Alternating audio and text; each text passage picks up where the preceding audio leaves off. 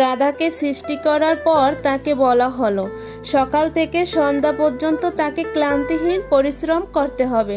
সারা জীবন তাকে পিঠে ভারী বোঝা বইতে হবে। খেতে পাবে শুধু ঘাস, আর তার মাথায় কোনো বুদ্ধি থাকবে না। তার আয়ু হবে 50 বছর। গাধা করজোড়ে সৃষ্টিকর্তাকে বললেন, আমি এত বছর বাঁচতে চাই না, আমাকে 20 বছর আয়ু দেয়া হোক। সৃষ্টিকর্তা সেটাই মঞ্জুর করলেন।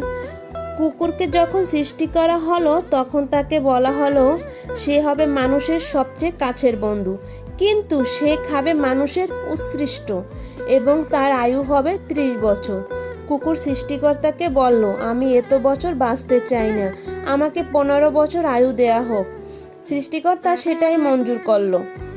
এরপর বানরকে বলা হলো, তুমি শুধু গাছের এই ডাল থেকে ওই ডালে ঝুল খাবে এবং নানা রকম ফন্দি ফিকির করে মানুষের আনন্দ দিবে।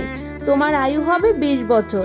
বানর বলল, আমি 20 বছর বাঁচতে চাই না, আমাকে 10 বছর দেয়া হোক। সেটাই মঞ্জুর করা হলো। এবার এলো পুরুষ মানুষের পালা।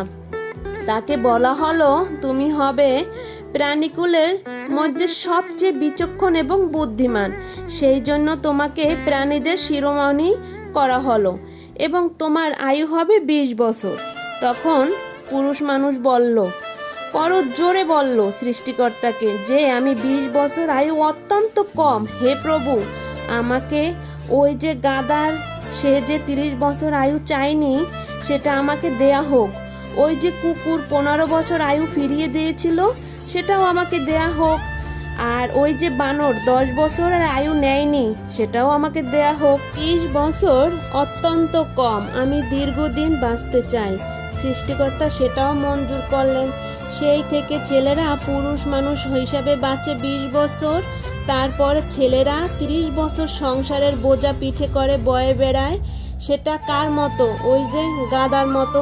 তারপরের 15 বছর সে তার ছেলে মেয়েরা যা দেয় সেই রকম ঠিক কুকুরের মতো উচ্ছিষ্ট খেয়ে বাঁচে।